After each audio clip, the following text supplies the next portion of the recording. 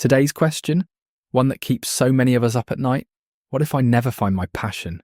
Have you ever scrolled through social media, seeing people post about their dream jobs, side hustles, or creative projects and thought, wow, everyone else seems to know exactly what they're doing, except me. Trust me, I've been there too. And guess what? You're not broken. You're just human. Here's the thing. This idea that we all have one big, earth-shattering passion waiting to be discovered, it's kind of made up. Society loves to tell us that success means finding that one thing that sets our soul on fire. But here's the truth. Not everyone has a single, all-consuming passion, and that's totally okay.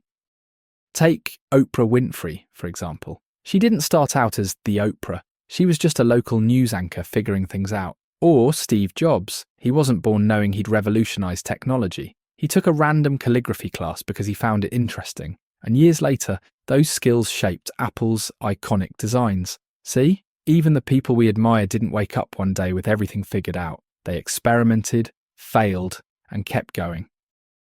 All right, let's get real for a second. If you're sitting there thinking, this all sounds great, but where do I even start? Don't worry, I've got your back. In this section, we're diving deep into practical, actionable steps you can take to explore your interests without feeling overwhelmed. Because honestly, the hardest part is just getting started. So let's break it down together. First things first, you don't need to reinvent the wheel to figure out what excites you. Start by trying new things regularly, but keep it low pressure. Think of it as a fun experiment rather than a life-altering decision. For example, maybe you've always been curious about photography. Instead of buying an expensive camera right away, borrow one from a friend or use your phone to take pictures around your neighborhood. Or maybe you've thought about learning how to cook. Start with something simple, like making scrambled eggs or pasta. These small actions help you dip your toes in without committing fully. Here's the deal. When I was younger, I used to think I had to find my one true thing before I could even begin. Spoiler alert, I wasted so much time waiting for inspiration to strike.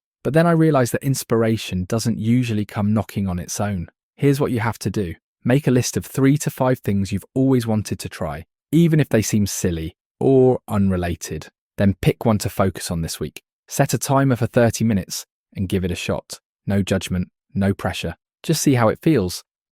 Number 2, experiment within limits. Now here's the thing. Trying new things can feel overwhelming if you don't set boundaries. If you jump headfirst into a massive project, you might burn out before you even get started. That's why it's crucial to experiment within limits. Start small, really small, like ridiculously small. For instance, let's say you're interested in fitness but hate the idea of going to a gym. Instead of signing up for a year-long membership, try doing a 10-minute workout video at home. Or if you're curious about writing, commit to jotting down 3 sentences a day in a notebook. These tiny efforts add up over time, and they won't leave you feeling drained or discouraged. Now here's what you have to do.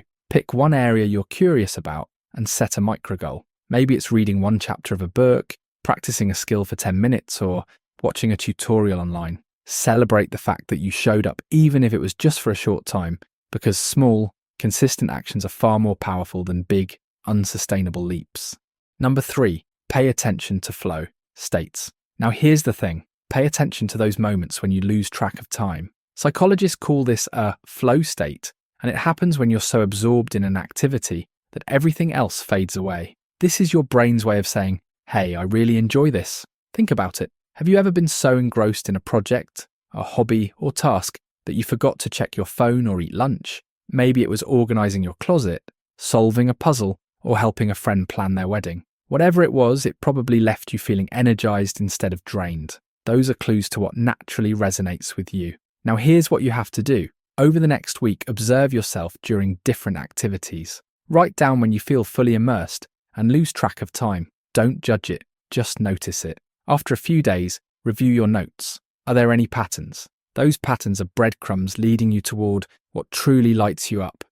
Number 4, shift your mindset. Finally, and this is a big one, stop asking yourself, what's my passion? Seriously, retire that question.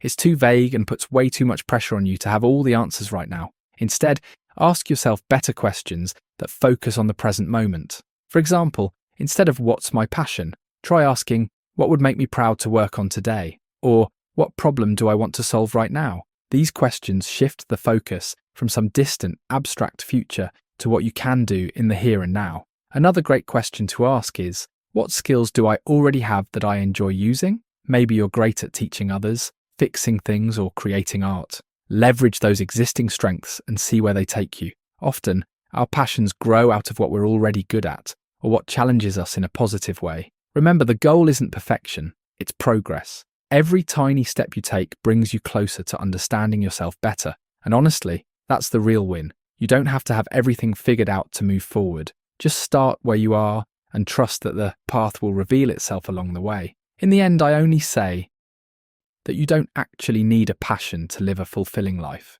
Crazy, right? Think about it. Meaning doesn't always come from what you do. It often comes from how you live. Building strong relationships, helping others, or simply savouring small joys can bring immense satisfaction. Sometimes fulfillment isn't about chasing some big dream. It's about showing up every day and making the best of whatever you've got.